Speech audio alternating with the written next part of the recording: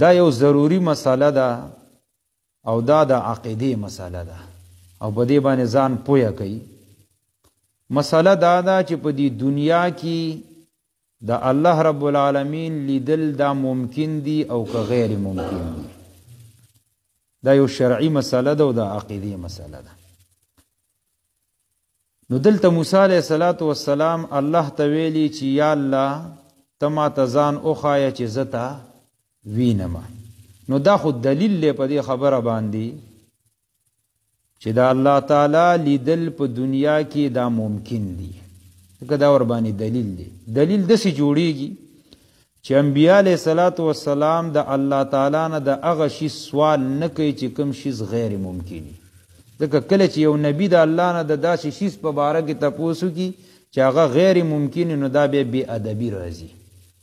نو دا خو ممکن دي چې الله تعالی یو انسان یا یو نبی په دنیا کې ویني. ممکن خبره ده لیکن داسې شوي نه دي. دا خبر ورسې یاد ساتي. داسې چرته واقع شوي نه دي. نو دنیا کې د الله تعالی لیدل ممکن دي خو داسې واقع شوي نه دي.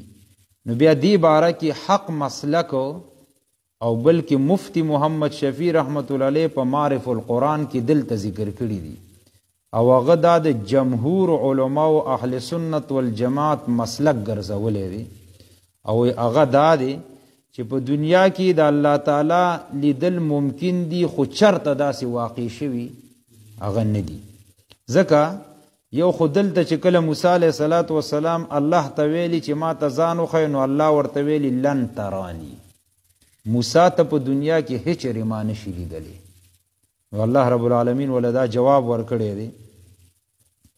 بل په دې باندې دلیل دا دی صحیح مسلم شریف کې حدیث دی لن یرا احد منکم ربه حتی یموته. نبی علیہ السلام فرمایي وي په تاسو کې هیڅ یو تن خپل رب نشي لیدلی د مرګ نه مخکې. یعنی په دنیا کې دا څوک نشي لیدلی لیکن د قیامت په ورځ باندې به مؤمنان بندگان د الله رب العالمین دیدار کوي. دا د قرآن نم دا مسله ثابته ده او د متواتر احادیثو نه دا مسله څه ده دا ثابته ده چې ورځ د قیامت شي الله رب العالمین به خپل دیدار د مؤمنانو ته څه کوي ور نصیب کوي به او په سترګو به ورته نصیب کوي. په دې خپل سترګو باندې به ویني. الله دې زموږ نصیب کړي.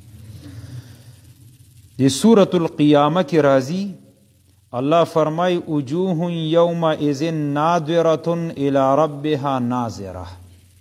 الله وی په ورځ د قیامت باندې به د مؤمنانو د مخونه تازه او خپل رب ته به ګوري.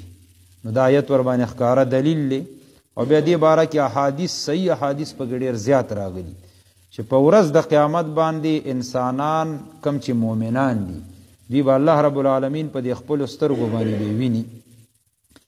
لیکن د دنیا په سترګو کې دا طاقت نشته چې دا د الله څه وکړي د هغه دیدار دې وکړي.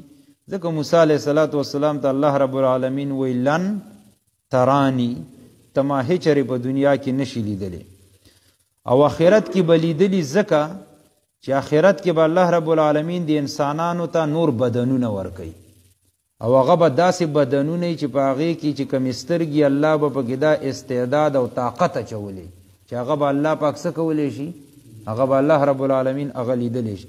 مثال دا دی په دې دنیا کې تاسو وګورئ په دې دنیا کې یو انسان تاسو اور ته غوزار کوي نو په دې اور کې به دی ژوندی پاتې شي نه پاتې کېږي. او هلته په جهنم کې به یو سړی په اور کې پروت وي لیکن په ده به مرګ نه راځي. دی به څه دی به ژوندی حالانکې د جهنم په اور کې پروت وي. دغه رنګ بل مثال دا دی په دې دنیا کې که تا د سحر نه ماښامه پورې یو کس داسې ولاړ ودرو نو مشکله ده که برداشت شي چې د سحر نه ماښامه پورې به دی نیغ ولاړي. دا ګرانه ده که نه. او حالانکې په ورځ د قیامت باندې یوه ورځ به 50,000 کاله اوږدی او په هغه ورځ به د انسانان څه نیغ به ولاړي. نو هغې ورځ کې هغې بدنونو کې او دې بدنونو کې څه دی فرق دی.